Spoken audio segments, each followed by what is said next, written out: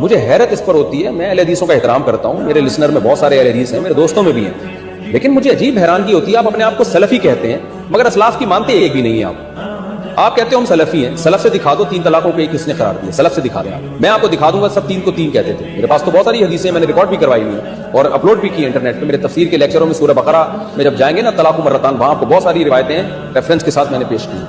وہ یہ کہتے ہیں تین طلاقیں ایک ہوتی ہیں، سلف میں دکھا دو بھائی کس نے تین کو ایک کہا ہو. یہ کہتے ہیں 8 رکعت تراویح ہے، سلف میں دکھا دو کسی نے رمضان میں جماعت کے ساتھ 8 رکعتیں پڑھی ہیں، سوائے حضرت عمر کی وہ روایت جو مسترب ہے. ہم طلاق والے مسئلے میں بات کرتے ہیں. انہوں نے یہ کہا ہے کہ سلف سے دکھا دیں کہ کسی نے تین طلاق کو ایک کہا ہو. دیکھیں صحیح مسلم میں بڑی ہی مشہور حدیث ہے کہ عبداللہ بن عباس رضی اللہ تعالیٰ عنہ کیا فرماتے ہیں، ذرا دیکھیے. یہ صحیح مسلم کی حدیث ہے، حدیث نمبر 1472. عبداللہ بن عباس رضی اللہ تعالیٰ عنہ فرماتے ہیں کہ کان طلاق علی عہد رسول اللہ صلی اللہ علیہ وسلم و ابی بکر و سنتین من خلافت عمر طلاق الثلاث واحدۃ. کہتے ہیں کہ اللہ کے رسول صلی اللہ علیہ وسلم کے زمانے میں تین طلاق ایک ہوتی تھی، اور وہ ابی بکر عہد صدیقی میں ابو بکر رضی اللہ تعالیٰ عنہ کے دور میں تین طلاق ایک ہوتی تھی.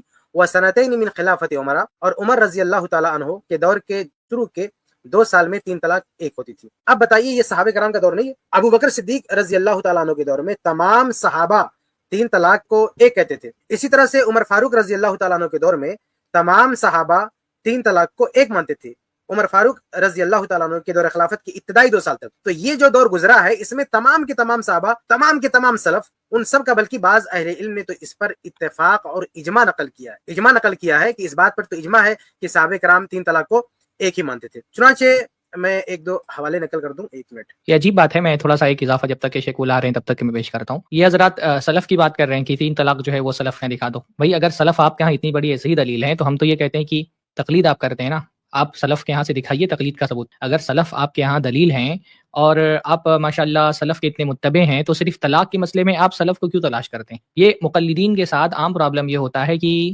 ان کے جو دلائل ہیں نا وہ ہر مسئلے کے حساب سے بدلتے رہتے ہیں. تو بھائی آپ اگر سلف کے اتنے بڑے متبع ہیں تو جو آپ تقلید کرتے ہیں سلف میں سے دکھائیے کہ ایک مذہب کی تقلید کرنا، ایک امام کی تقلید کرنا، اس کا ثبوت کہاں سے ملتا ہے؟ صرف طلاق کے مسئلے میں آپ سلف کو تلاش کرنا کہاں سے شروع کر دیتے ہیں؟ ایسے دسیوں مسائل آپ کو حناف کی کتابوں میں مل جائیں گے جس میں وہ ایک صحابی کو لا کر کے نہیں دکھا سکتے ہیں.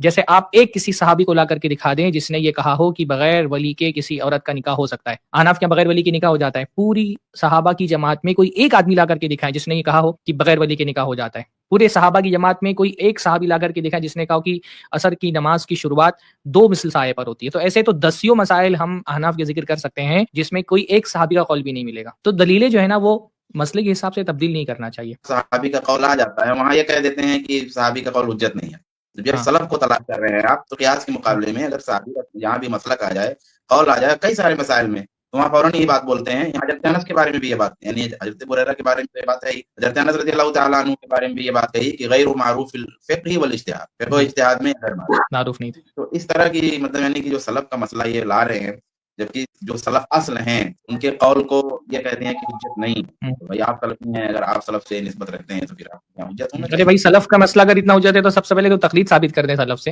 جس طرح سے ایک مذہب کی تقلید یہ کرتے ہیں کہ امام کی تقلید کرتے ہیں، تو سلف میں کس نے اس طرح سے ایک مذہب کی تقلید اور ایک امام کی تقلید کی ہے؟ تو یہ تو تقلید جس کی بنیاد پر یہ سارا مسئلہ کھڑا ہوا ہے، یہ تقلید بھی نہیں ثابت کر پائیں، یہ تقلید بھی سلف سے ثابت نہیں کر پائیں گے. وہ تو یہ تقلید شروع ہی 4 صدی کے بعد ہوئی ہے. یعنی جن ائمہ کی تقلید کرتے ہیں ان ائمہ سے بھی نہیں ثابت کر پائیں گے. نہیں جی، ان ائمہ سے بلکہ اس کے برخلاف ثابت ہے ائمہ سے. تو جی وہ یہاں تک کہ مرجو بھی ہو یا ضعیف ہو، صحیح ہو، تمام طرح کے مل جائیں گے، لیکن ان کی تقلید کرنا ہے یہ نہیں ثابت ہو پائے. میں یہ کہہ رہا تھا کہ یہ حضرات کہتے ہیں کہ صحابہ میں سے کسی سے ثابت نہیں، جبکہ صحیح مسلم کی حدیث میں واضح طور پر ثبوت موجود ہے کہ ابو بکر صدیق رضی اللہ تعالیٰ عنہ کے دور میں، اسی طرح سے عمر ابن الخطاب رضی اللہ عنہ کے عہد خلافت کی ابتدائی 2 سالہ دور میں تمام کے تمام صحابہ کرام کا اس بات پہ اتفاق تھا کہ اگر ایک ساتھ کسی نے 3 طلاق دی تو وہ ایک طلاق شمار ہوتی ہے. چنانچہ بہت سارے اہل علم نے اس بارے میں کیا لکھا ہے وہ بھی دیکھیں. امام ابن القیم رحمہ اللہ فرماتے ہیں کہ فَنَحْنُ أَحَقُّ بِدَعْوَى الْإِجْمَاعِ مِنْكُمْ. اچھا یہ لوگ اجماع کا دعویٰ کرتے ہیں نا کہ 3 طلاق کے 3 ہونے پر اجماع ہے، تو امام ابن القیم رحمہ اللہ فرماتے ہیں کہ بھئی تم سے زیادہ ہمیں حق ہے کہ ہم دعویٰ کریں اجماع کا. کیوں؟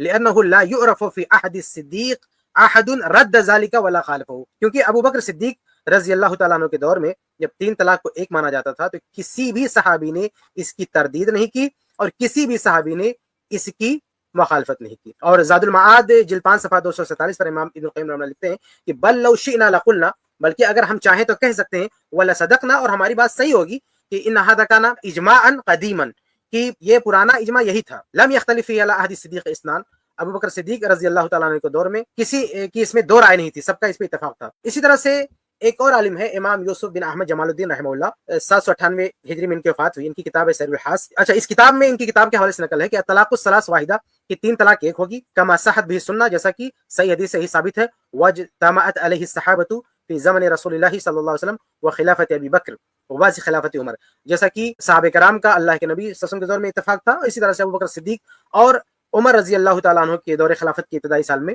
जो है इत्तेफाक इजमा था। तो कई अहले इल्म ने बाकायदा इस बात पर इजमा नकल किया है कि, और बाकायदा सही मुस्लिम की हदीस में इसकी सराहत आ गई है कि अहद सिद्दीकी में और अहद फारूकी की इब्तिदाई 2 साल के अंदर 3 तलाक को एक शुमार किया जाता था। इसलिए मुफ्ती साहब का ये कहना कि कोई एक बता दो, हम कहते हैं कि अहद फारूकी में जो ताजीरी कानून आया था, उस कानून से पहले मुफ्ती साहब, इनकी पूरी जमात, बल्कि चारों मसलक वाले मिलकर कोई एक रवायत बता दें कि अहद सिद्दीकी में 3 तलाक को 3 कहा गया। ये सारे लोग, पूरी दुनिया के मुक़ल्लिदीन मिलकर कोई एक रवायत बता दें, सिर्फ एक रवायत, कि जिसमें यह जिक्र हो कि अहद सिद्दीकी में अल्लाह के नबी सल्लल्लाहु अलैहि वसल्लम के बाद जो पहला दौर था, पहले खलीफा का, इसी तरह से दूसरे खलीफे का जो शुरू का 2 साला दौर था, इसमें किसी एक सहाबी ने भी या किसी एक ताबई ने भी 3 तलाक के 3 होने का फतवा दिया हो, ये कहीं से भी मुफ्ती साहब दिखा दे। ये क़यामत की सुबह तक नहीं दिखा सकते, ना किसी ने ऐसा दिखाया है। तो भाई आप एक का हवाला मांग रहे हैं, आप सहाबे कराम की पूरी जमात और अहद सिद्दीकी के तमाम मुसलमानों का इत्तेफाक और इजमा है, आप उसमें किसी एक का हवाला मांग रहे हैं। और रही बात अहद फारूकी में जो फैसला हुआ था उमर इब्न खत्ताब रजी अल्लाह तआला अन्हु का, कि भाई 3 तलाक अगर किसी ने दी तो हम उसको नाफिज कर देंगे, तो ये फतवा शरई फतवा नहीं था, बल्कि ये एक ताजीरी कानून था, ये एक तरह की सजा थी। उमर इब्न खत्ताब रजी अल्लाह तआला अन्हु खुद फरमाते हैं, जैसा कि सही मुस्लिम की इसी रवायत में हदीस नंबर 1472 में है, कि फ़क़ाल उमर इब्न खत्ताब रजी अल्लाह तआला अन्हु इन्न नास क़द इस्तअजलू फ़ी अम्रिन क़द कानत लहुम फ़ीही नातुन, कि लोगों ने ऐसे मामले में जल्दबाजी की जिसमें उनके लिए गुंजाइश थी, फ़लौ अमज़यनाहु अलैहिम फ़अमज़ाहु अलैहिम, तो कहा कि हम अगर इन्हीं को इस पे नाफिज कर दें तो कैसा रहेगा, फिर उन्होंने नाफिज ही कर डाला। तो उमर इब्न खत्ताब रजी अल्लाह तआला अन्हु तो खुद तस्लीम कर रहे हैं कि इसमें इनके लिए गुंजाइश थी, यानी अगर किसी ने 3 तलाक दे दिया तो गुंजाइश थी उसके लिए कि 3 तलाक को एक शुमार करता, लेकिन इन लोगों ने इसमें बहुत ज्यादा हद से तजावुज किया और ये बहुत ज्यादा तलाक दे रहे हैं, इसलिए हम चाहते हैं कि इसको हम नाफिज कर दें, चुनांचे उन्होंने नाफिज कर दिया। तो ये एक ताजीरी सजा थी, ये एक जो है कानून था, ये एक तरह की सजा थी, ये कोई शरई फतवा नहीं था। उमर इब्न खत्ताब रजी अल्लाह तआला अन्हु ने ये कहते हुए कुरान और हदीस की दलील देकर नहीं कहा कि कुरान और हदीस में ऐसे ही है इसलिए मैं यही फतवा देता हूं और पहले जो हो रहा था मैं उसको बदलना हूं, बिल्कुल नहीं, बल्कि कहा कि हम इसको सजा के तौर पर हम उस पर नाफिज कर दें। ये कह रहे हैं कि ये इनके लिए गुंजाइश थी, लेकिन हम ये गुंजाइश खत्म कर रहे हैं। वो सही मुस्लिम की हदीस का मतलब है।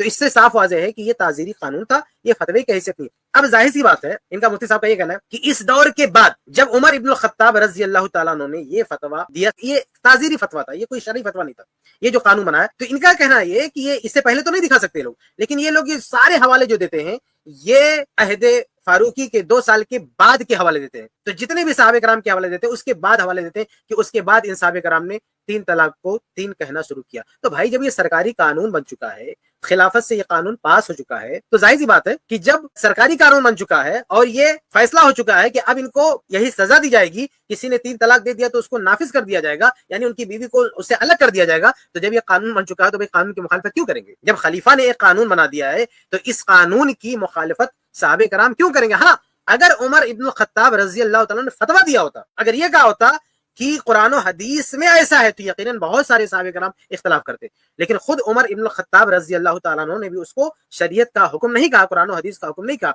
बल्कि एक ताजीर का। तो जाहिर सी बात है, जब ताजीर कहा है तो खलीफा को एक इख्तियार है कि ऐसा कोई ताजीरी कानून बना सकता है। बल्कि हम आज भी कहते हैं अगर इस्लामी हुकूमत हो, इस्लामी हुकूमत में किसी हाकिम को इख्तियार है कि इस तरह का कोई कानून बना सकता है। तो सहाबा ने इस कानून से इख्तलाफ क्यों नहीं किया? क्योंकि ये कानून एक कानून था, ये कुरान और हदीस की रोशनी में कोई फतवा नहीं था कि उससे इख्तलाफ किया जाता। इसलिए जब ये कानून बन गया तो सारे सहाबा उसी कानून का ख्याल करते हुए फतवा देते थे। हत्ता कि उनके बेटे अब्दुल्ला बिन उमर रजी अल्लाह तआला अन्हु तो इतना मुबालगा करते थे कि अगर किसी ने गैर मदखूला को भी 3 तलाक दे दिया है तो उसको भी बोलते थे हो गई। किसी भी तरह से किसी ने 3 तलाक दे दिया तो कहते थे हो गई, क्योंकि ये कानून बन चुका है। तो जब कानून बन चुका तो उस कानून की रवायत के वो हवाले हैं जिसे मुफ्ती साहब और इनके ग्रुप वाले उसको बिल्कुल शरीयत का कोई शरीफ फतवा करार देते हैं।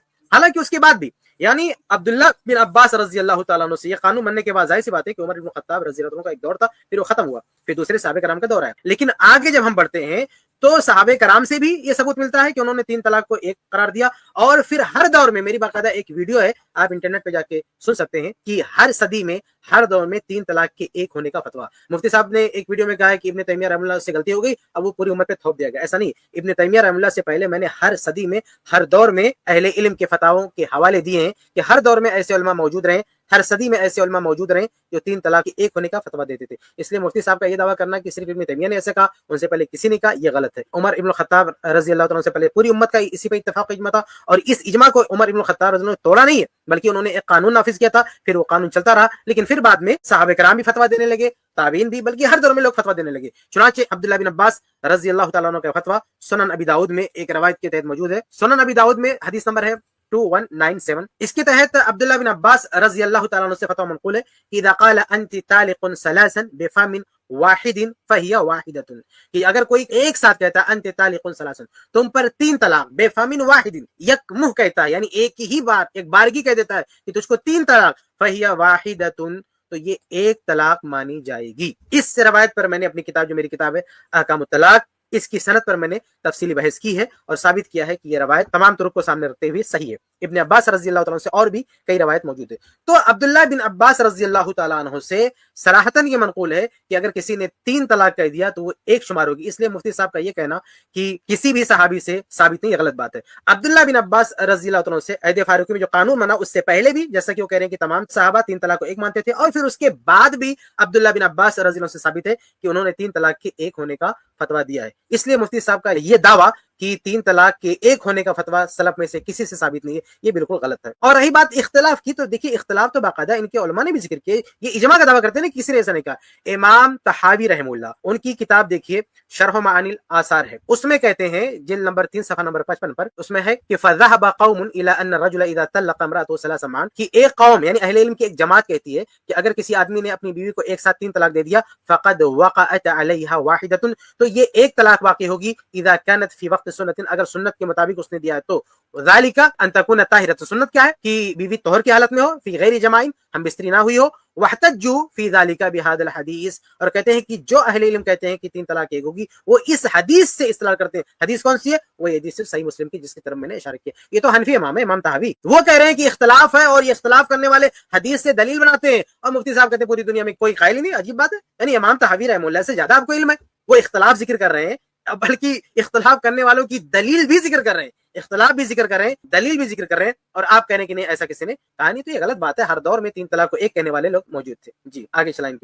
یہ کہتے ہیں 8 رکعت تراویح ہے، سلف میں دکھا دو کسی نے رمضان میں جماعت کے ساتھ 8 رکعتیں پڑھی ہیں، سوائے حضرت عمر کی وہ روایت جو مسترب ہے۔ اب یہ دوسری بات کہہ رہے ہیں کہ سلف میں سے کسی ایک کو دکھا دو کہ جس نے 8 رکعت تراویح پڑھی ہو۔ بھائی سلف کا اس پر بھی اتفاق و اجماع ہے، یعنی تمام صحابہ نے 8 رکعت پڑھی ہے۔ کسی ایک صحابی سے، یہ مفتی طارق مسعود صاحب، ان کو بڑا غرور اپنے علم کا، یہ تیار ہوتے ہیں مجھ سے بات کرنے کے لیے، تو میں ان سے تیار ہوں، چلیے آپ اسی ٹاپک پر آپ مجھ سے بات کر لیجیے، لائیو آ کر بات کر لیجیے، کسی ایک صحابی سے 8 رکعت کے علاوہ 20 رکعت ثابت کر کے بتائیں، کسی ایک صحابی سے۔ اور وہ جو روایت ہے عمر ابن الخطاب رضی اللہ تعالیٰ عنہ کی، وہ روایت بالکل صحیح ہے۔ مسترب یا مسترب تمہارے کہنے سے تھوڑی ہو جائے گا، پتہ نہیں مفتی صاحب مسترب کہہ رہے ہیں، مسترب جو بھی کہہ رہا ہوں، وہ مسترب نہیں ہو روایت۔ اچھا ایک چوری بتاؤں میں ان لوگوں کی، یہ لوگ دوسرے مواقع پر بہت دعویٰ کرتے ہیں کہ ہم ائمہ اربعہ کا احترام کرتے ہیں، ائمہ اربعہ کا احترام کرتے ہیں۔ جب یہ لوگ اس حدیث کو مسترب کہتے ہیں نا، تو ان کی مراد کیا ہوتی ہے کہ امام مالک رحمہ اللہ سے غلطی ہو گئی، یعنی وہ بات تھی 20 رکعت کی، امام مالک نے کیا کہہ دیا، امام مالک نے 8 رکعت بتا دیا۔ تو یہ جب مسترب کہتے ہیں نا، تو اضطراب کی ذمہ داری ائمہ اربعہ میں سے ایک مدنی امام اور ایک بہت بڑے امام مالک رحمہ اللہ کے سر پہ ڈال دیتے ہیں کہ ان سے بیان کرنے میں غلطی ہوئی، حالانکہ یہ سراسر بہتان ہے امام مالک رحمہ اللہ سے۔ امام مالک رحمہ اللہ سے کوئی غلطی نہیں ہوئی، کیونکہ امام مالک رحمہ اللہ نے اپنے جن وستاذ محمد بن یوسف سے یہ روایت نقل کی ہے 8 کی تعداد کے ساتھ، ٹھیک اسی طرح سے امام مالک رحمہ اللہ کے ساتھ تقریباً 6 لوگوں نے، یعنی امام مالک اکیلے نہیں بلکہ 6 لوگ ہیں جنہوں نے امام محمد بن یوسف سے اسی طرح سے نقل کیا۔ تو کل تعداد ملاتے ہیں تو دیکھیے امام مالک رحمہ اللہ ہے، اس کے بعد 1 2 3 4 5 6 7، یعنی 7 لوگ مل کے 8 رکعت کی طرح بات نقل کر رہے ہیں۔ صرف ایک روایت میں 20 کی بات آتی ہے، اور وہ بھی ضعیف ہے، ثابت نہیں ہے۔ اگر وہ ثابت بھی ہوتی نا تو اس کی کوئی حیثیت نہیں تھی، کیونکہ ایک طرف جو ہے 7 ائمہ ہیں، بڑے بڑے ائمہ ہیں جو یہ روایت کر رہے ہیں کہ 8 رکعت کی بات ہے اس میں، اور وہ ایک جو ہے ضعیف روایت میں 20 کی بات آ جاتی ہے، اس کی کوئی صحیح بھی ہو تو بھی کوئی حیثیت نہیں ہے۔ پھر اضطراب کہاں بھائی؟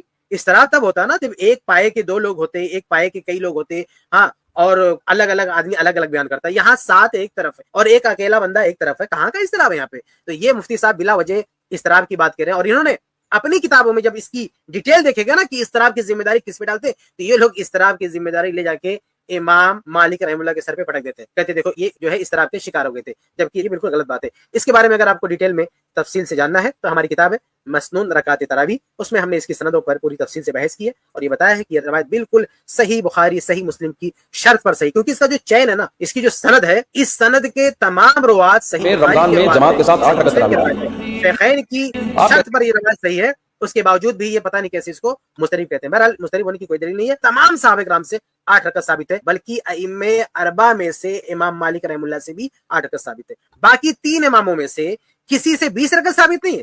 امام ابو حنیفہ رحمہ اللہ کا بھی اشارہ یہی ہے، ان کے شاگرد نے قیام رمضان والی روایت نقل کی کہ امام حنیفہ اسی کے قائل تھے، اس سے بھی اشارہ ملتا ہے کہ 8 رکعت کے قائل ہو۔ امام شافعی کا دیکھے تو امام شافعی کا فتویٰ یہ کہ جتنا کم کیا جائے وہی سنت ہے، وہی بہتر ہے، تو 8 سب سے کم جو ہے عام طور سے پڑھی جاتی ہے۔ اور امام احمد رحمہ اللہ کا دیکھے تو امام احمد رحمہ اللہ کہتے ہیں کہ اس کی کوئی تعداد متعین نہیں ہے، حقیقت ہے کہ ائمہ اربعہ میں کوئی بھی اس کا قائل نہیں ہے، ائمہ اربعہ میں سے صراحت کے ساتھ اگر کوئی 8 کا قائل ہے تو امام مالک رحمہ اللہ 8 کے قائل ہے، تو یہ لوگ اس مسئلے میں امام مالک رحمہ اللہ کو بھی نہیں مانتے۔ بہرحال اور بھی بہت سارے حوالے ہیں اہل علم کے، کتاب مسنون رکعات تراویح میں دیکھ سکتے ہیں، اس لیے ان کا یہ دعویٰ کرنا کہ 8 رکعت کسی سلف میں سے کسی سے ثابت نہیں، غلط بات ہے۔ 8 رکعت تمام صحابہ کرام سے ثابت ہے، صحابہ سے 8 کے علاوہ کوئی تعداد ثابت نہیں ہے۔ آگے بڑھتے ہیں۔ 8 رکعت تراویح پڑھی، آپ کہتے ہیں ہم سلفی ہیں، سلف میں دکھا دو کسی عورت نے مردوں کی طرح نماز پڑھی ہے۔ امام بخاری نے صرف ایک خاتون کا تذکرہ کیا جو مردوں کی طرح نماز پڑھتی تھی، اس کا مطلب باقی ساری عورتیں عورتوں کی طرح نماز پڑھتی تھی، تو آپ دکھا دیں سلف میں کہ عورتیں مردوں کی طرح نماز پڑھتی تھی، ایسا نہیں ہے بالکل۔ سلف میں صرف امام بخاری نے ایک خاتون کا وہ پیش کیا ہے کہ جو مردوں کی طرح، وہ ہائی لائٹ اسی لیے کیا کہ جو چیز جو تفرد ہوتا ہے نا وہ نمایاں ہو جاتا ہے۔ اگر اس دور میں عورتیں مردوں کی طرح نماز پڑھتی ہوتی ہیں تو امام بخاری کہتے ہیں نا کہ وہ ساری مردوں کی طرح پڑھتی ہیں، امام بخاری نے ایک خاتون کا تذکرہ کیا بس۔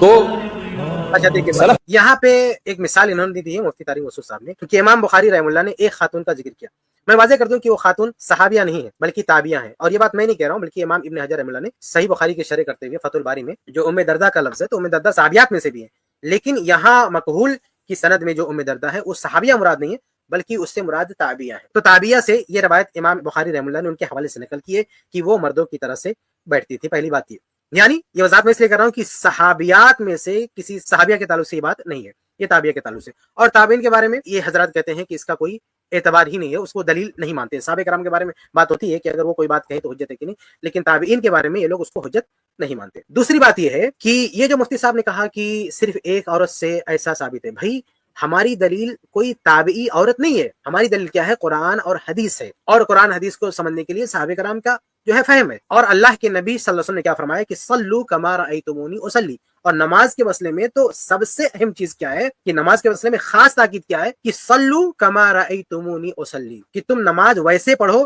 جیسے مجھے پڑھتے ہوئے دیکھتے ہو۔ یہ قول، یہ خطاب کس سے ہے؟ کیا خواتین سے نہیں ہے؟ کیا صرف مردوں سے ہے؟ کہ جب اللہ کے نبی صلی اللہ علیہ وسلم فرما رہے ہیں کہ صلو کما رأیتمونی اصلی، نماز ویسے پڑھو جیسے میں پڑھتا ہوں، تو یہ سب سے فرما رہے ہیں، چاہے کوئی مرد ہو چاہے کوئی عورت ہو، تمام مرد خواتین سب پر یہ لازم ہے کہ وہ اللہ کے نبی صلی اللہ علیہ وسلم کی طرح نماز پڑھیں گے۔ اور اصل جو نماز ہے نا، کسی بھی حدیث سے، کسی بھی صحیح حدیث سے قطعاً ثابت ہے، اور نہ کسی صحابی سے، نہ کسی صحابیہ کا فتویٰ ثابت ہے کہ مرد اور عورت کی نماز میں فرق ہے۔ جو فرق یہ لوگ اپنی کتابوں میں یہ لوگ پیش کرتے ہیں، اور یہ کچھ تو جھوٹی روایتیں پیش کرتے ہیں اور کچھ ایسی چیزیں پیش کرتے ہیں جس کا تعلق نماز سے نہیں ہے، جیسے کپڑے وغیرہ کا مسئلہ ہے، تو کپڑے وغیرہ کا مسئلہ اصل نماز سے نہیں ہے، بھائی عورت کا کپڑا الگ ہے، مرد کا کپڑا الگ ہے، تو وہ چیز کا تعلق اصل نماز نہیں، اصل جو نماز ہے اس میں مرد عورت میں کوئی تفریق نہیں ہے، یہ ثابت نہیں ہے۔ اچھا ہم جو یہ کہتے ہیں نا کہ مرد عورت کی نماز میں کوئی فرق نہیں ہے، ایسا نہیں ہے کہ ہم نے ایسے کوئی ضد بنا کے رکھی ہے، اگر واقعتاً حدیث میں ثبوت ملتا، کسی بھی حدیث میں ملتا، بلکہ آج بھی یہ لوگ کسی حدیث سے ثبوت دے دیں کہ کسی روایت سے ثابت ہوتا ہے کہ اس مسئلے میں خواتین الگ طرح سے نماز پڑھیں گے، ہم اس کو مان لیں گے، ہم نے کوئی قسم نہیں کھائی ہے کہ مرد عورت کی نماز میں فرق مل گیا تو بھی ہم نہیں مانیں گے، آپ کہیں بھی دکھا دیجئے تو ہم اس کو ماننے کے لیے تیار ہیں، لیکن حقیقت میں کسی بھی صحیح روایت میں ایسا کوئی ثبوت موجود نہیں ہے کہ مرد اور عورت کی نماز میں فرق ہے، اس لیے عورتیں بھی پابند ہیں اسی طریقے کی جو طریقہ نبی سے منقول ہے، بلکہ ان کی ایک کتاب ہے اس میں باقاعدہ ان لوگوں نے لکھ رکھا ہے جو ہے عورتیں بھی مردوں کی طرح نماز پڑھیں گی۔ ایک کتاب البحر الرائق فقہ حنفی کی کتاب ہے، جلد 1 صفحہ نمبر 45، اس میں لکھا ہے فإن من المعلوم ان كل حكم ثبت للرجال ثبت للنساء لأنهن شقائق الرجال، یہ نماز کے مسئلے میں، نماز کے سیاق میں یہ لوگ کہہ رہے ہیں کہ ہر وہ حکم جو مردوں کے لیے ثابت ہو گیا وہی عورتوں کے لیے بھی ثابت مانا جائے گا، کیونکہ عورتیں یہ مردوں کی بہنیں ہیں۔ تو انہوں نے فقہ حنفی میں خود یہ اصولی بات لکھ رکھی ہے کہ جو مرد کے لیے ثابت ہے وہی عورت کے لیے بھی ثابت ہے۔ دیکھیے آگے انہوں نے لکھا، میں پڑھ دوں نہیں کہیں گے تھوڑا سا چھوڑ دیا، آگے ہے کہ الا ما نص علیہ، سوائے اس کے جس کی الگ سے تنصیص آ جائے، یعنی الگ سے جس کا ذکر آ جائے، دلیل میں آ جائے الگ سے، تو اس کو ہم بھی مان لیں گے، لیکن ایسا کچھ موجود نہیں ہے، ایسا کسی روایت میں ہے ہی نہیں۔ اور آگے دیکھیے یہ حکمت بھی بیان کرتے ہیں، کس میں مفتی صاحب نے ایک بات کہی ہے، اس کا بھی جواب آ جاتا ہے۔ مفتی صاحب نے کہا نا کہ باقی عورتوں کے بارے میں کیوں نقل نہیں کیا، آگے کہتے ہیں کہ الاصل فی النساء اللہ یذکرنا، کہتے ہیں خواتین کے بارے میں اصل یہ ہے کہ ان کا تذکرہ نہ کیا جائے، کہتے ہیں کہ خواتین کیا کرتی ہیں کیا نہیں کرتی اس کا ذکر نہیں کرنا چاہیے، اصل یہ ہے کہ اس کے بارے میں کوئی ذکر نہ ہو، لأن مبنى حالہن علی الستر، کیونکہ ان کا معاملہ یہ ہے کہ بھئی پردہ کیا جائے، ان کو پردے میں رہا جائے، ان کو چھپ کے رہنا چاہیے، پردے میں رہنا چاہیے، تو وہ کیا کرتی ہیں کیا نہیں کرتی ہیں ان کی کیفیات کا معاملہ ذکر نہ کرنا یہی اصل ہے۔ تو بہرحال مفتی صاحب نے جو یہ کہا کہ ایک عورت کا صرف ذکر ہے، بھائی ایک عورت پر دار و مدار نہیں ہمارا جو مسئلہ ہے، وہ اصل چیز ہے کہ اللہ کے نبی صلی اللہ علیہ وسلم کا جو طریقہ ہے نماز کا، اسی طریقے کو فالو کرنا، یہ حکم ہے اللہ کے رسول کا۔ اگر مفتی صاحب کو ہمت ہو تو کہہ دیں کہ اس کے مخاطب خواتین نہیں ہیں، ہرگز نہیں، بلکہ اور دیگر معاملات میں، ایسا نہیں 2-3 معاملات میں یہ لوگ فرق کرتے ہیں، باقی معاملات میں کہاں سے دلیل آتے ہیں؟ خواتین کی کوئی دلیل نہیں ہے الگ سے، وہ جو مردوں کی دلیل ہے وہی خواتین کے لیے بھی دلیل ہے۔ اچھا، انہوں نے جو یہ نقطہ اٹھایا کہ امام بخاری نے صرف ایک کا ذکر کیا ہے، اس کا مطلب یہ ہے کہ باقی لوگ ایسا نہیں کرتی تھیں، یعنی ایک کا ذکر کیا باقی ایسا نہیں کرتی تھی۔ بھائی یہ آپ تب کہہ سکتے تھے نا کہ جب باقی خواتین سے اس کے برخلاف ملتا، باقی خواتین کا طریقہ صراحتاً کہیں ملتا، کہیں مینشن ہوتا، جیسے یہ تابعیاں ہیں، اگر باقی تابعیات ایسا نہیں کرتی، یہ تو پہلی بات تو یہ تابعیاں یعنی کوئی صحابیہ نہیں ہے، اس لیے اگر آپ کی بات تھوڑی دیر کے لیے مان بھی لیں تو یہ تابعیات کے بارے میں ہوگا، صحابیات کے بارے میں نہیں ہوگا۔ لیکن چلو تابعیات کے بارے میں بھی یہ بات تب مانی جاتی جب ایک کو چھوڑ کر باقی تمام تابعیات کے بارے میں یہ صراحت ملتی کہ وہ جو ہے الگ طریقے سے بیٹھتی تھی نماز میں۔ لیکن جب ایسی کوئی صراحت نہیں ملتی ہے دیگر تابعیات کے بارے میں، اور کسی ایک تابعی کے بارے میں کوئی ذکر آ گیا، تو اس کا مطلب یہ کہ وہی تمام کا طریقہ تھا۔ آپ باقی تمام تابعیات کو اس کے برخلاف آپ نہیں کہہ سکتے، کیونکہ اس کے برخلاف ثبوت نہیں ملتا ہے۔ ورنہ اس طرح سے اگر کہا جائے تو دیکھیں ایسے بہت سارے معاملات ہیں، جیسے نماز میں مان لیجیے رفع الیدین کا مسئلہ ہے، نماز جنازہ میں رفع الیدین کا مسئلہ ہے۔ یہ حنفی حضرات نماز جنازہ میں ساری تکبیرات میں رفع الیدین کرتے ہیں، ساری تکبیرات میں رفع الیدین کا عمل صرف اور صرف ایک صحابی سے ملتا ہے، عبداللہ بن عمر رضی اللہ تعالیٰ عنہ سے، موقوفاً، مرفوعاً نہیں، موقوفاً۔ یہ تو تابعیہ کی بات کرتے ہیں، میں صحابی کی بات کر رہا ہوں، سیدھا ڈائریکٹ صحابی کی بات۔ صحابہ میں صرف اور صرف عبداللہ بن عمر رضی اللہ تعالیٰ عنہ سے ملتا ہے کہ وہ تمام تکبیرات جنازہ میں رفع الیدین کرتے تھے، باقی کسی صحابی سے نہیں ملتا۔ تو اب مفتی طارق مسعود کے اصول سے کیا یہ مان لیا جائے کہ یہ ان کا شاذ عمل تھا، صرف ان کا عمل تھا، اور باقی کوئی بھی اس پر عمل کرنے والا نہیں تھا، باقی تمام کے تمام صحابہ رفع الیدین نہیں کرتے تھے؟ کیا یہ مان لیا جائے؟ اگر یہ مان لیا جائے تو پھر مفتی طارق مسعود کے اس مسئلے میں بھی اعلان کرنا چاہیے کہ بھئی جنازے کی تکبیرات میں کوئی رفع الیدین نہ کرے، جو پہلی تکبیر اس میں رفع الیدین کرے، باقی تکبیرات میں کوئی رفع الیدین نہ کرے، کیونکہ یہ صرف عبداللہ بن عمر سے منقول ہے، اور وہ اس لیے ہائی لائٹ کیا گیا کیونکہ دوسرے سارے صحابہ کے وہ برخلاف تھا، تو سارے صحابہ چونکہ رفع الیدین نہیں کرتے تھے اور یہ اکیلے کرتے تھے، اس لیے کیا کیا جائے، وہ جو دیگر صحابہ کرام کا طریقہ ہے رفع الیدین نہ کرنے کا، اس پہ عمل کیا جائے۔ تو بہرحال اس طرح سے نتیجہ نہیں نکالا جاتا ہے کہ کسی ایک صحابی سے کوئی روایت آ گئی یا کسی ایک تابعیہ کی کوئی بات آ گئی، صحابی یا صحابیہ کی بات آ گئی، تو آپ کہیں گے نہیں اب باقی سب اس کے خلاف ہی کر رہے تھے تبھی ایک سے ملا ہے، یہ بالکل غلط، بلکہ یہ خود ایسی اصولوں کو فالو نہیں کرتے نا۔ داڑھی کے مسئلے میں دیکھیے، داڑھی کے مسئلے میں یہ عبداللہ بن عمر رضی اللہ تعالیٰ عنہ کی دلیل لائیں گے کہ دیکھو وہ داڑھی کاٹتے تھے، ایک مشت کے بعد داڑھی کاٹتے تھے، تو کیا ہم یہ کہتے ہیں کہ بھائی دیکھو یہ ہائی لائٹ ہو گیا، باقی سارے صحابہ کرام جو ہے داڑھی نہیں کاٹتے تھے؟ نہیں، دیکھیے ہماری یہ رائے ہے، ہمارا یہ موقف ہے کہ داڑھی کو نہیں کاٹنا چاہیے، اور ہم کہتے ہیں کہ انہی جو ہے صراحتاً جو ہے 1-2 صحابہ سے ملتا ہے داڑھی کاٹنے کا، باقی 5 صحابہ سے داڑھی نہ کاٹنے کا ثبوت ملتا ہے، باقی 5 صحابہ، چنانچہ المعجم الکبیر وغیرہ کی روایت ہے کہ 5 صحابہ کرام تھے جو اپنی داڑھی نہیں کاٹتے تھے، تو 2 سے ثبوت ملتا ہے داڑھی کاٹنے کا، 5 سے ثبوت ملتا ہے داڑھی نہ کاٹنے کا۔ باقی صحابہ کا کیا معاملہ ہے؟ باقی صحابہ کے بارے میں روایتیں خاموش ہیں، باقی صحابہ کے بارے میں ہمارے پاس کوئی روایت نہیں ہے، تو ہم صرف اتنا بات کر سکتے ہیں جتنے روایتیں ہیں ہمارے پاس۔ اس لیے اگر مفتی صاحب کی نظر میں یہ اصول ہے تو ہر جگہ اپلائی کریں نا، جہاں جہاں کوئی ایک صحابی کا عمل آ گیا یا ایک تابعی کا عمل آ گیا، بول دے یہ شاذ ہے، باقی سب اس کے خلاف تھے، تو اسی مسئلے میں آپ نماز میں بیٹھنے کے مسئلے میں آپ یہاں لا کے اصول فٹ کر رہے ہیں۔ اگر یہ اصول آپ کی نظر میں تو ان تمام مقامات پر جہاں کسی ایک صحابی سے کوئی بات آئی ہے یا کسی ایک تابعی سے کوئی بات آئی ہے اور آپ کے فتوی کا کوئی اور حمایتی کوئی اور جو ہے موافق نہیں ملتا، تو آپ کہہ دیجیے نا کہ یہاں پوری امت اس کے خلاف صرف ایک سے جو ہے ملتا ہے۔ تو بہرحال مفتی طارق مسعود صاحب نے اصل جو ہے طلاق کی بحث چھڑی ہے اور یہ کہا کہ سلف میں سے کسی سے نہیں ثابت ہے، غلط بات ہے، سلف میں سے تمام صحابہ سے ثابت ہے عہد فاروقی سے پہلے، اور اس کے علاوہ جو مثالیں انہوں نے پیش کی ہیں اللہ کے نبی صلی اللہ علیہ وسلم سے اس میں جو ثبوت ملتا ہے ہم اس کو فالو کرتے ہیں، حدیثیں موجود ہے، جب حدیثیں موجود ہے تو وہ مرد کے لیے بھی ہے، خواتین کے لیے، سب کے لیے۔ تراویح کے مسئلے میں وہی ہے تو الٹا بول رہے ہیں، تمام صحابہ سے جتنا ثبوت ہم کو ملتا ہے صحابہ کرام سے وہ 8 رکعت ہی کا ثبوت ملتا ہے، لیکن یہ الٹا بول رہے ہیں، یعنی جو صحابہ کرام سے بالاتفاق ثابت ہے۔ دیکھیے تینوں مسئلوں میں صحابہ کرام سے بالاتفاق ایک ہی چیز ثابت ہے، تینوں مسئلوں میں۔ دیکھیے طلاق کے مسئلے میں تمام صحابہ کا اتفاق ثابت ہے کہ 3 طلاق ایک ہوتی ہے، اس سے کسی کا اختلاف ثابت نہیں ہے، بعد میں جو کچھ ہے وہ قانونی مسئلہ ہے۔ تراویح کے مسئلے میں تمام صحابہ سے جتنے بھی صحابہ سے ثبوت ملتا ہے صرف یہ ملتا ہے، کیا ملتا ہے کہ 8 رکعت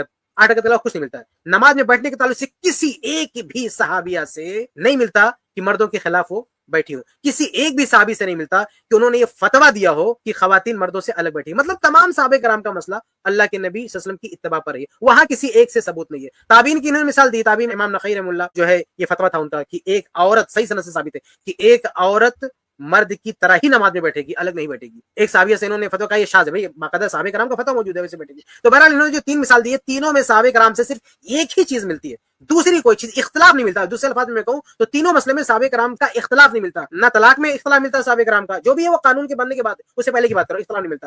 8 رکعت تراویح میں بھی صحابہ کرام کا اختلاف نہیں ملتا. اور عورت کیسے بیٹھی نماز میں, اس کے بارے میں صحابہ میں کوئی اختلاف نہیں ملتا ہے. میں آپ دکھا دیں کہ کوئی ہر قسم کے موضوع پہ مسئلہ کو انہوں نے جائز قرار دیا, کوئی سلف میں دکھا دیں, تو اس نام رکھ لینے سے نہیں آپ سلفی ہو جاتے. انہوں نے ایک اور بات, میں سمجھا ان کی بات ختم ہوگی, لیکن انہوں نے ایک اور بات نقل کی ہے کہ ہر قسم کے موضوع پر مسے کسی ایک سے دکھاتے ہیں. پتہ نہیں کس دنیا میں رہتے ہیں. یہ جوربین کی شاید بات کر رہے ہیں کہ یہ ہر طرح کے موضوع پہ مسے کی بات نہیں. تو یہ جوربین جو ہوتا ہے, جو ہلکا موزہ ہوتا ہے, یہ کہتے ہیں اس میں مسے کرنا جائز ہے. حالانکہ بہت سارے صحابہ کرام سے, پتہ نہیں کس دنیا میں یہ. دیکھیے جب حدیث میں تفریق نہیں ہے تو آپ نے اپنے گھر سے کہاں سے تفریق کر لیا بھائی.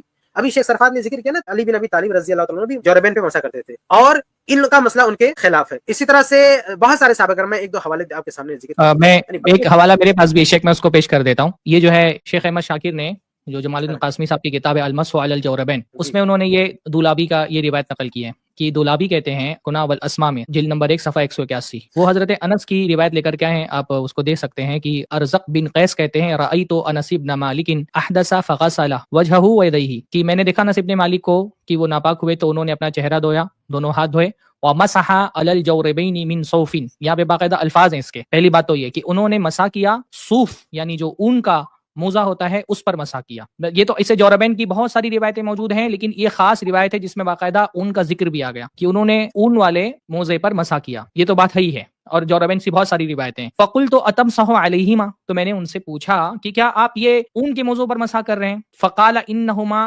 خفان ولکنہما من صوف. اصل استدلال اس بات سے ہے کہ صحابہ کرام, یہ جو بعد میں لوگوں نے تفریق کی ہے خف کی اور جورب کی, کہ خف جو ہے وہ چمڑے کا موزہ ہے اس کو کہا جائے گا, اور جورب جو ہے وہ صوف اور اون کے موزے کو کہا جائے گا.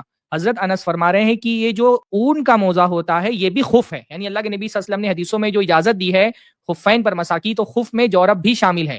تو انہوں نے فرمایا انہما خفانی, یہ جو اون کے موزے ہیں یہ بھی اصل میں خف ہیں, یعنی یہ بھی انہی موزوں میں شامل ہیں جن کے الگ نظر دی. ولکنہما من صوف, لیکن یہ سب کے سب کیا ہیں, اون سے بنے. شیخ احمد شاکر کہتے ہیں ہاں سا اسناد صحیح, یہ اسناد جو ہے نا صحیح ہے. تو یہ صحیح سند کے ساتھ حضرت انس ابن مالک سے مروی ہے, بلکہ صرف حضرت انس ابن مالک ہی سے نہیں, یہ بات تو حضرت امام ابو حنیفہ سے بھی ثابت ہے کہ انہوں نے جورب پر مسح کیا ہے. یعنی یہ عجیب بات ہے کہ احناف جو ہے اس پر اعتراض کرتے ہیں. امام ترمذی باقاعدہ حدیث میں کر کے ہے, سنن ترمذی کی وہ روایت موجود ہے. یہ فرما رہے ہیں قال ابو عیسانی, امام ترمذی فرماتے ہیں سمعت ابا مقاتل السمرقندی, کہتے ہیں صالح بن محمد ترمذی سے میں نے سنا ہے, وہ کہتے ہیں کہ میں نے ابو مقاتل السمرقندی سے سنا ہے, دخلت علی ابی حنیفہ فی مرضہ الذی مات فی, یہ سنن ترمذی کے الفاظ ہیں کہ میں حضرت امام ابو حنیفہ کے پاس داخل ہوا اس مرض میں جن میں ان کی وفات ہوئی تھی. فدعا بماء فتوضا, تو انہوں نے پانی منگایا اور وضو کیا. وعلیہ جوربانی فمسح علیہما, اور ان کے پیروں میں 2 موزے تھے. تو جورب جو ہے وہ اون کے موزوں کو کہا جاتا ہے. خف عام طور پہ لوگ کہتے ہیں کہ خف تو چمڑے کے موزوں کو کہا جاتا ہے, تو یہاں پہ باقاعدہ جورب کے الفاظ ہیں. کہتے ہیں کہ ان کے پیروں میں 2 اون کے موزے تھے. فمسح علیہما, اور ان پر انہوں نے مسح کیا. ثم قال, پھر کہا فعلت اليوم شيئا لم اكن افعله, آج ایک ایسا کام کیا جو اس سے پہلے میں کبھی نہیں کرتا تھا. مسحت علی الجوربین, میں نے اون کے موزوں پر مسح کیا. وهما غیر منعلین, جبکہ اس میں نے جوتے نہیں پہنے ہوئے تھے. اس لیے امام ابو حنیفہ کے بارے میں یہ بات کئی ایک علماء نے کہی ہے کہ یہ انہوں نے پہلے جو ہے نا اس کے قائل نہیں تھے, اور آخری عمر میں امام ابو حنیفہ اس بات کے قائل ہو گئے کہ اون کے موزوں پر مسح کیا جا سکتا ہے, یہ اس کے قائل ہو گئے. اچھا, صرف امام حنیفہ ہی نہیں, اور بھی علماء ہیں جو اس کے قائل ہیں. جیسے ایک مثال میں آپ کو یہ دے دیتا ہوں, دیکھیے یہاں پر یہ الموسوعۃ الفقہیہ ہے, اس میں انہوں نے لکھا ہے کہ وروی رجوع ابی حنیفہ الیہ فی مرضہ, کہ پہلے امام حنیفہ جواری پر مسح کے قائل نہیں تھے, لیکن اپنے مرض میں ان سے روایت کیا گیا کہ انہوں نے رجوع کر لیا. اب جب یہ حدیث ثابت ہو گئی کہ ان کے موضوع پر مسح کیا جا سکتا ہے, عمومی طور پہ خف کو بھی جو ہے نا وہ جورب میں شامل کیا گیا ہے, تو ہم کو الگ سے کوئی دلیل دینے کی ضرورت نہیں ہے. لیکن بہت سارے لوگ حجت کے طور پہ کہتے ہیں کہ یہ جو اون کے موزے تھے یہ موٹے تھے, پتلے موزے کا ذکر دکھاؤ سلف کے یہاں پر. تو آپ دیکھیں کہ یہ موسوعۃ الفقہیہ کی عبارت ہے, یجوز المسح علی الجوربین مطلقا. ایک قول مفقہا کے یہاں پر یہ ہے کہ مطلق اون کے موضوع پر مسح جائز ہے, ولو لم یکونا صفیقین, اگرچہ وہ موٹے نہ ہوں, اگر اون کے موزے موٹے نہ ہوں تب بھی ان پر مسح کیا جا سکتا ہے. وہذا مذہب الظاہریہ, اور یہ ظاہریہ کا مذہب ہے. وبہ قال بعض السلف، اور یہی بات سلف نے کہی. یہ کہتے ہیں سلف سے دکھاؤ، دیکھیے یہی بات سلف نے کہی ہے، اور اس کا حوالہ انہوں نے کیا دیا ہے؟ یہ امام نووی کی عبارت ہے. کہہ رہے ہیں قال النووی حکا اصحابنا عن عمر وعلی رضی اللہ عنہما جواز المسح علی الجورب وان کان رقیقا.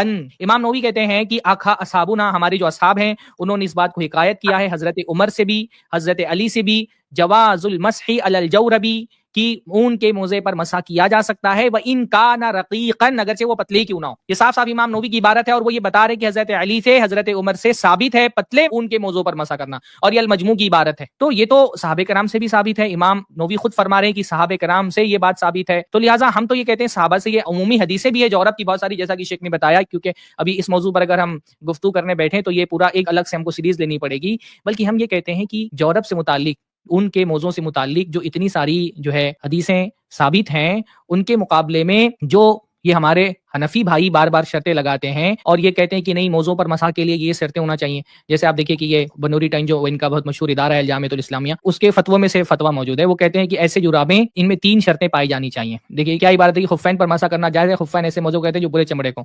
اسی طرح مجلد وہ موزے جن کے اوپر نچلے حصے میں چمڑا ہو منال ہو، یعنی وہ موزے جن کے صرف نچلے حصے میں چمڑا ہو ان پر مسح کرنا جائز ہے. اسی طرح ایسی جرابیں جن میں 3 شرطیں پائی جائیں ان پر مسح کرنا جائز ہے. اب یہ شرطیں کیا لگاتے ہیں؟ ایسے گاڑھے موزے ہونے چاہیے کہ ان میں پانی نہ چھنے. دیکھیے ایک طرف ہم کو صحابہ سے، بہت سارے سلف سے یہ ملتا ہے کہ وہ ان کے موضوع پر مسح کرتے تھے، ان کے موضوع میں کیا پانی نہیں چھنتا ہے. ہم کہتے ہیں جیسے یہ مفتی طارق مسعود صاحب جو ہے وہ ہم سے مطالبہ کر رہے ہیں، ہم ان سے مطالبہ کہتے ہیں آپ سلف میں سے کوئی ایک آدمی دکھائیے جنہوں نے یہ 3 شرطیں لگائی ہوں. آپ کہتے ہیں موضوع پر مسح کرنے کے لیے 3 شرطیں، ان 3 شرطوں کی کیا دلیل ہے؟ کہتے ہیں ایسے گاڑھے یعنی موٹے موزے ہونے چاہیے کہ ان میں پانی نہ چھنے. دوسرا اتنے مضبوط ہوں کہ بغیر جوتوں کے بھی ان میں 3 میل پیدل چلنا ممکن ہو. یہ احناف کا عجیب سا مسئلہ ہے، یعنی کہہ رہے ہیں کہ 3 میل چلنا ممکن ہو تبھی آپ ایسے موضوع پر مسح کر سکتے ہیں. اب آپ بتائیے کیا موزہ پہننے کے بعد انسان اس کو 3 میل چل کر کے دیکھے گا کہ 3 میل پہ چلنا ممکن ہے کہ نہیں ممکن ہے؟ یہ بالکل غیر ضروری قسم کی شرط ہے جو ہم کو خود جو ہے وہ کہیں پر بھی صحابہ کرام میں اور کہیں پر بھی نہیں ملتی ہے. تو ہم یہ پوچھتے ہیں کہ آپ کہہ رہے ہیں کہ سلف سے دکھائیے موضوع پر مسح، تو ہم نے تو سلف سے دکھا دیا موضوع پر مسح. اب ہم یہی سوال آپ سے کرتے ہیں کہ آپ دکھائیے کہ سلف میں سے کس نے یہ 3 شرطیں لگائی ہیں. تیسری شرط یہ کہ کسی چیز سے باندھے بغیر اپنی موٹائی اور سختی کی وجہ سے پنڈلی پر خود قائم رہ سکے، اور یہ کھڑا رہنا کپڑے کی تنگی اور چستی کی وجہ سے نہ ہو. یہ جو 3 شرطیں آپ نے لگائی ہیں، آپ سلف میں سے کوئی ایک صحابی کو دکھائیے کہ جنہوں نے یہ 3 شرطیں لگائی ہوئی ہوں. بہرحال یہ تو سلف کی بات کرتے ہیں، سلف ان کو ضرورت کے وقت یاد آتے ہیں، ورنہ جیسا کہ شیخ کفایت نے کہا نا کہ مقلد جو ہے وہ تو جب سلفی ہوتا ہے تب بھی وہ مقلد ہی رہتا ہے. میں ایک چیز اور آپ کے ساتھ شیئر کرنا چاہتا ہوں. یہ حناف کے یہاں پر جب سلف کہا جاتا ہے نا، یہ ہم کو سلف کا تانا دیتے ہیں. حناف کے یہاں جب سلف بھی کہا جاتا ہے نا، تو سلف سے مراد امت کے سلف ہوتے نہیں ان کے یہاں پر، بلکہ ان کے یہاں سلف سے مراد ہوتے ہیں امام حنیفہ، امام ابو یوسف اور محمد بن حسن الشیبانی. دیکھیے یہ ویکیپیڈیا کی عبارت ہے، آپ کی اسکرین پہ دکھ رہی ہوگی.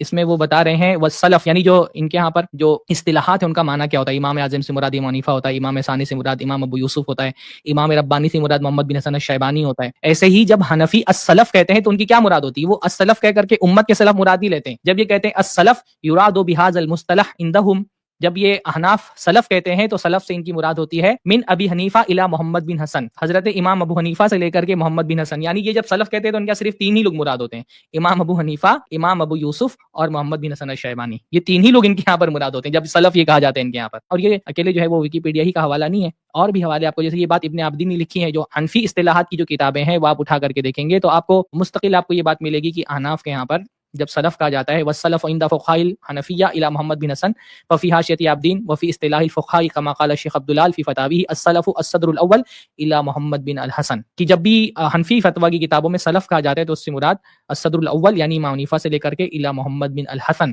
محمد بن حسن تک یہ سے مراد ہوتے ہیں. تو یہ مقلد جو ہے نا وہ سلفی ہو کر کے بھی مقلد ہی رہ جاتا ہے. میرے خیال سے کافی تفصیل سے اس ویڈیو کا جواب آ گیا ہے. شیخ کفایت اللہ صاحب نے بہت تفصیل سے جواب دیا ہے. میں بلکہ گزارش کروں گا شیخ سے کہ شیخ ایک جواب جو ہے مختصر آپ اسٹوڈیو پہ آ کر کے اختصار کے ساتھ ریکارڈ کر دیں، کیونکہ یہ ویڈیو ان کا بہت وائرل ہو رہا ہے. اور یہ صاحب کیونکہ چیلنج کی زبان میں کہہ رہے ہیں کہ ہم کو دکھاؤ، تو اب یہ چیلنج کا جواب ان کو دے دیا گیا ہے. تو اب تو انصاف کا تقاضا یہ ہے کہ اب یہ خود بھی جو ہے نا اس کا جواب دیں. اگر چیلنج کرنے والا ایسے کچھ بھی چیلنج کرتا رہے اس کا جواب دے جائے. اس سے پہلے بھی شیخ کفایت اللہ کی طرف سے بہت سارے سوالات ان پر ادھار ہیں. تو یہ ایک سوال اور مفتی طارق مسعود طلاق کے مسئلے میں کہتے ہیں نا، طلاق کے مسئلے میں کہتے ہیں بڑے غرور کے ساتھ کوئی آ کے لائیو بات کر لے. جتنے لوگ بھی سن رہے ہو نا، میں لائیو بات کرنے کے لیے تیار ہوں. اگر مفتی طارق مسعود صاحب مجھ سے بات کرنا چاہے تو میں تیار ہوں. جو بھی یہ ویڈیو سن رہا ہے جا کے ان تک پہنچا دے.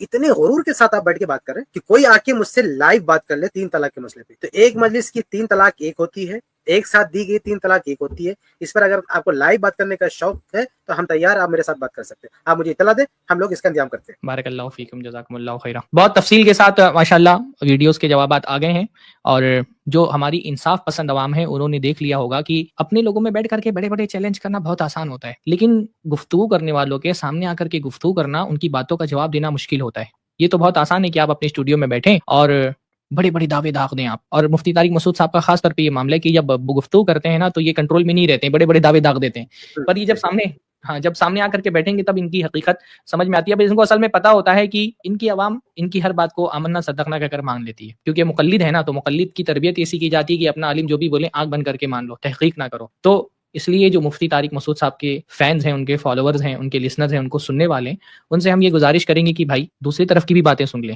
دعویٰ بڑے بڑے کرنا, اس قسم کے دعوے بہت سارے مسلک کے لوگ کرتے ہیں, دیوبندیوں کے بارے میں ایسے دعوے بریلوی بھی کرتے ہیں. تو صرف دعووں سے حق ثابت نہیں ہوتا ہے. حق کیا ہے وہ آپ کے سامنے کتنے دلائل کے ساتھ, انہوں نے تو صرف دعویٰ کیا ہے نا, دعوے کے ساتھ کوئی دلیل نہیں دی. الحمدللہ i+ TV پر دلائل کے ساتھ ان کے ایک ایک بات کا رد کر دیا گیا, چاہے وہ طلاق کا معاملہ ہو, چاہے وہ نماز کا معاملہ ہو, چاہے وہ موضوع کا معاملہ ہو, صراحت کے ساتھ, دلیلوں کے ساتھ, حوالوں کے ساتھ, اسکرین شاٹ کے ساتھ آپ کے سامنے باتیں رکھ دی گئی ہیں. اگر جس کو حق سمجھنا ہو اس کے لیے انشاءاللہ تعالی اتنی باتیں کافی ہوں گی. اچھا, ایک اور چیز کی وضاحت میں کر دوں, یہ مفتی طارق مسعود نے یا کسی نے طلاق کے مسئلے میں عمر ابن الخطاب رضی اللہ تعالی عنہ کے حوالے سے بڑی جذباتی بات کرتے ہیں, اہل حدیثوں پر تانو تشنیع کرتے ہیں کہ یہ لوگ خلیفہ دوم کو نہیں مانتے, یہ صحابہ کے منکر ہیں, صحابہ کے گستاخ ہیں, صرف اس وجہ سے کیونکہ طلاق کے مسئلے میں ہم کہتے ہیں 3 طلاق جو ہے ایک ہوتی ہے.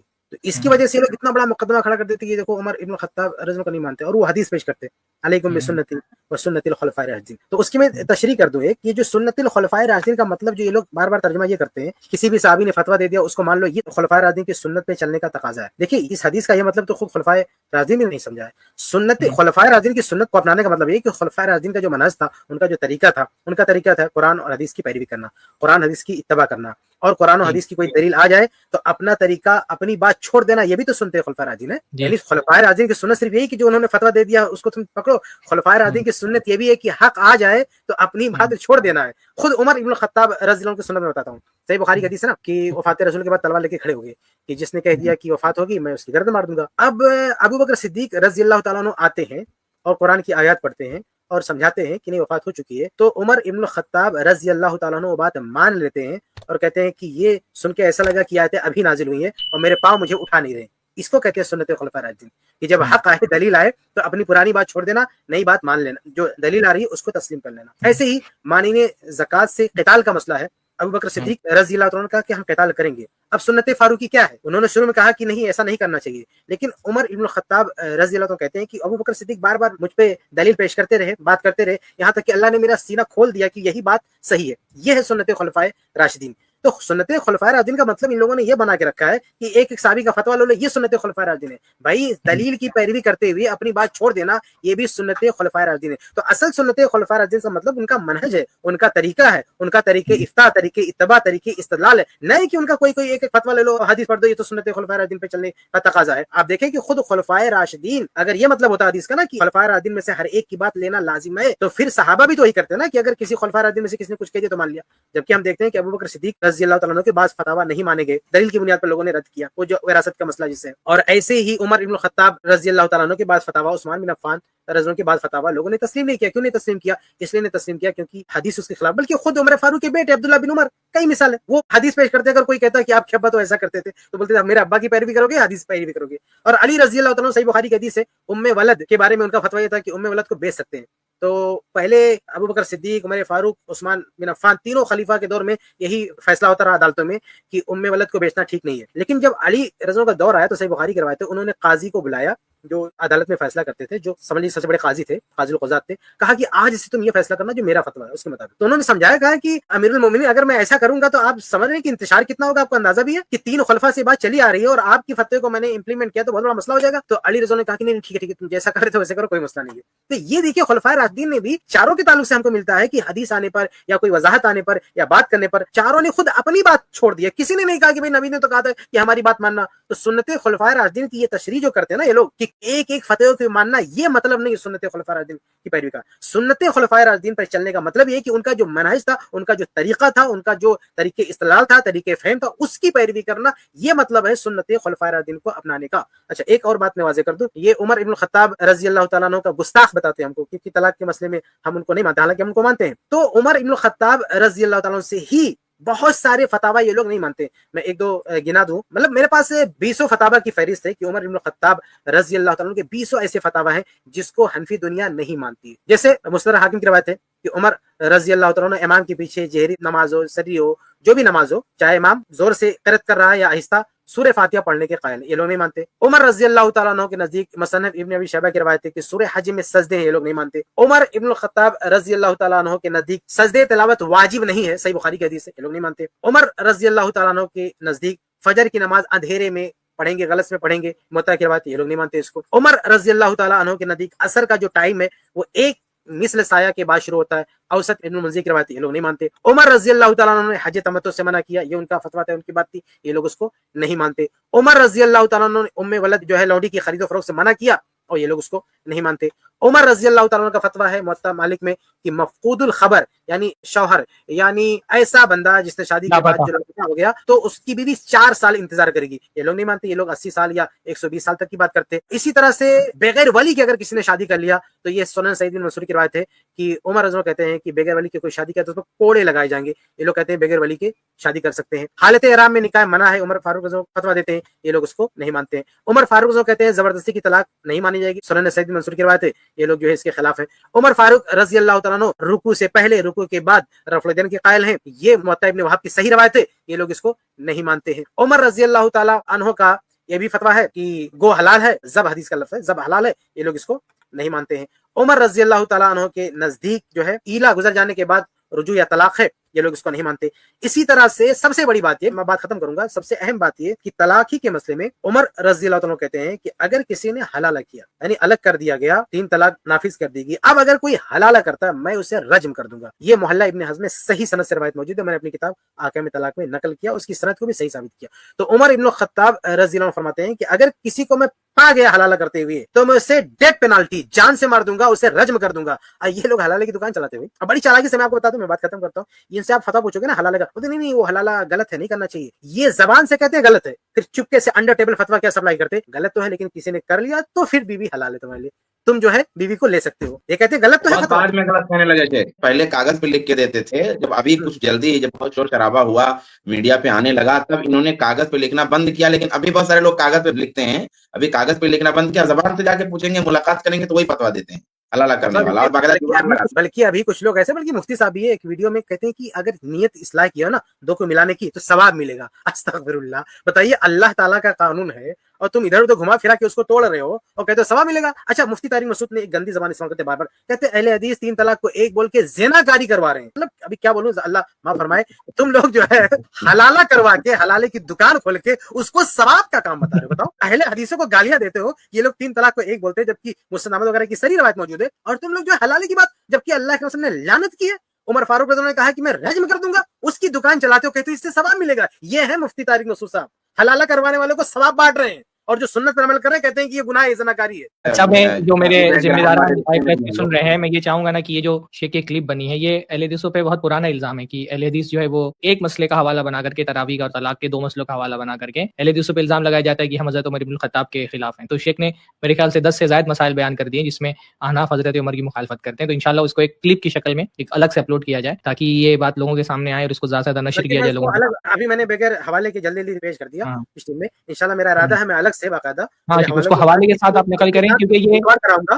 ہاں, ان کو بتاؤں گا کہ کتنا یہ عمر فاروق رضی اللہ کو مانتے ہیں, بلکہ طلاق کے مسئلے میں بھی نہیں مانتے. یہ رفع الیدین میں بھی تو نہیں مانتے, رفع الیدین بھی تو تمام صحابہ سے ثابت ہے نہیں مانتے ہیں. تو سب سے مطلب روزانہ کا مسئلہ ہے, ہر نماز کا مسئلہ ہے. یہاں ان کو وہ نہیں یاد آتا, علیکم بالسنتی والسنۃ الخلفاء الراشدین, یہاں نہیں یاد آتا ان لوگوں کو, نہیں یاد آتا ان کو. ٹھیک ہے شیخ, تو یہاں تک کہ گفتگو ہماری مکمل ہوئی. اب ہم اپنے پروگرام کے دوسرے حصے کی طرف جا رہے ہیں جس میں انشاءاللہ تعالی ہم सवालात के जवाबात अपने जो सामीन हैं, लिसनर्स हैं, उनसे सवाल लेंगे और उनके सवालों का जवाब देंगे। जो हमारे सवाल करने वाले अहबाब आते हैं उनसे गुजारिश है, देखिए ये अल्हम्दुलिल्लाह आपने देखा कि यहाँ पर जो अहले इल्म माशाअल्लाह गुफ्तगू कर रहे हैं, दलाइल के साथ गुफ्तगू करते हैं, संजीदगी के साथ गुफ्तगू करते हैं, हवाले के साथ गुफ्तगू करते हैं। तो एक जो मिजाज बनता है हमारे ओपनिंग कमेंट में, सवाल जवाब का जो सेशन होता है उसमें भी उस मिजाज की रियायत की जाए। आप सवाल करने के लिए आ रहे हैं, नरमी के साथ, मोहब्बत के साथ, इल्मी अंदाज में सवाल अपना रखें और फिर जो मशाइख इंशाअल्लाह ताला उसका वो जवाब इंशाअल्लाह ताला देंगे। ज़बान निथरी साफ सुथरी होनी चाहिए। हम सब आपस में अल्हम्दुलिल्लाह मुसलमान हैं और इकराम मुस्लिम एक हम सब की जिम्मेदारी होती है, बल्कि हमारे यहाँ तो इकराम मुस्लिम की कुछ ज़्यादा ही बातें करता है 6 बातों में। तो इकराम मुस्लिम का मतलब सिर्फ अपने मसलक के बंदे का इकराम नहीं होना चाहिए, बल्कि इकराम मुस्लिम का मतलब वो तमाम लोगों का इकराम होना चाहिए जो मुसलमान हैं। तो इकराम के साथ, एहतराम के साथ, रिस्पेक्ट के साथ अपनी बातें रखें। तरीका ये होना चाहिए कि अगर आपके पास बोलने के लिए 3, 4, 5 बातें हैं तो ऐसा ना करें आपकी एक साथ सारी बातें दोहरा दें। एक बात पहले रखें और उस बात पर भी जब गुफ्तगू हो, मान लीजिए आपके पास 4 दलाइल हैं, इंशाअल्लाह ताला आपके 4 नहीं 400 दलाइल का भी जवाब दिया जाएगा। लेकिन तरीका ये नहीं होता कि आप 100 दलाइल एक साथ बयान कर दें। तरीका ये है कि एक मौजू पर बात हो रही है तो पहले उस मौजू से मुतालिक एक दलील आप अपने सामने रखें, उस दलील पर पहले बात हो जाए, जब बात मुकम्मल हो जाए फिर आप अपनी दूसरी दलील लेकर के आए, फिर तीसरी दलील लेकर आए, फिर चौथी दलील लेकर के आए, ताकि जो एक सिंसियरिटी है ना गुफ्तगू में उसको मेंटेन किया जा सके।